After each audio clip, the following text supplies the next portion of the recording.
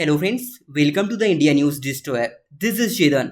और recently Israel के prime minister ने लेबनान से ये कहा है कि हमारी लड़ाई आपके साथ नहीं है, हिजबुल्लाह जैसे आतंकवादी संगठन के साथ है, जो कि लेबनान के लोगों को अपनी ढाल बनाकर यूज कर रहा है। और आप किसी भी कीमत पर हिजबुल्लाह के लिए अपनी जान जोखिम में मत डालिए। ये हमारी लेबनान के लोगों के लिए सीरियस वार्निंग है। आप ये वीडियो देख सकते हैं। I have a message for the people of Lebanon. Israel's war is not with you. It's with Hezbollah.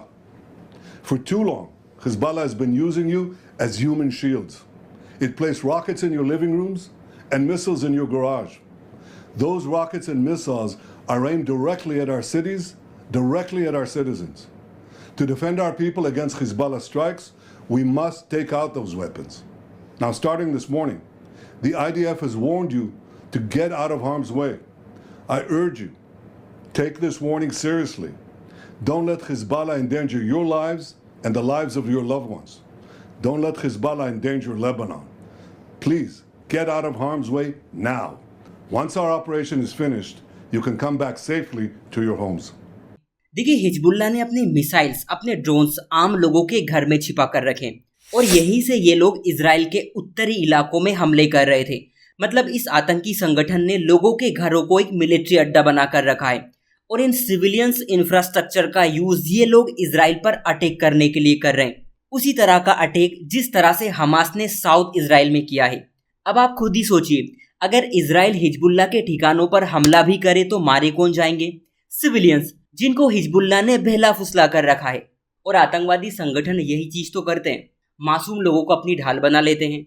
जब भी खुद के ऊपर खतरा मंडराता देखते हैं, ये आम लोगों को आगे कर देते हैं ताकि इन पर हमला भी हो तो दूसरे देशों को ये इस बात पर बदनाम करें कि कोई सा देश सिविलियंस को मार रहा है, जैसा कि इजराइल के साथ ऐसा हुआ है। और इसीलिए इजराइल के पीएम ने लेबनान के लोगों से ये कहा है कि आप साउथ लेबनान को खाली कर दीजिए। एक बार हमारा ऑपरेशन खत्म हो जाएगा, फिर आप अपने घरों में वापस आ सकते हैं। आपका क्वेश्चन ये हो सकता है कि इजराइल आखिर लेबनान पर अटैक कर क्यों रहा है?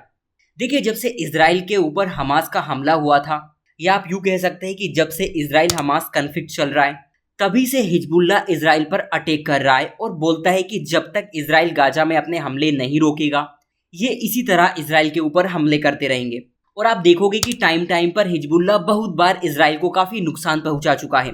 इसे देखते हुए इजराइल अब हिजबुल्लाह को टारगेट कर रहा है और इसके पीछे का मेन ऑब्जेक्टिव ये है कि हमास के साथ हिजबुल्लाह का जो कनेक्शन है उसे पूरी तरह से खत्म करना, ताकि हमास और हिजबुल्लाह को अच्छे से डील किया जा सके।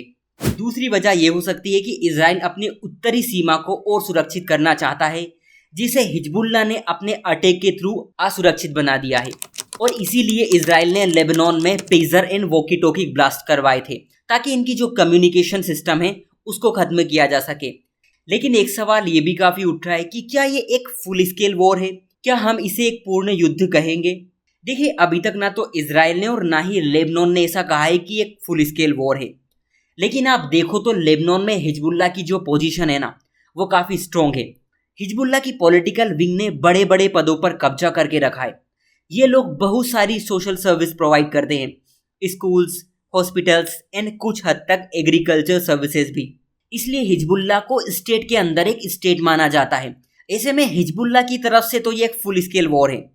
बड़ा क्वेश्चन ये है कि क्या इजराइल हिजबुल्लाह के साथ लड़ने की रिस्क ले रहा है? क्या इजराइल दो मोर्चों पर युद्ध लड़ सकता है? क्योंकि जब से इजराइल हमास वॉर चल रही है, इजराइल की सेना पर प्रेशर काफी बढ़ गया है। उन्हें आराम करने का टाइम भी नहीं मिल रहा। सैनिकों की कमी है, युद्ध के चलते अर्थव्यवस्था गिर रही है और वहां की पब्लिक पीस के लिए लगातार सरकार पे दबाव बना रही है।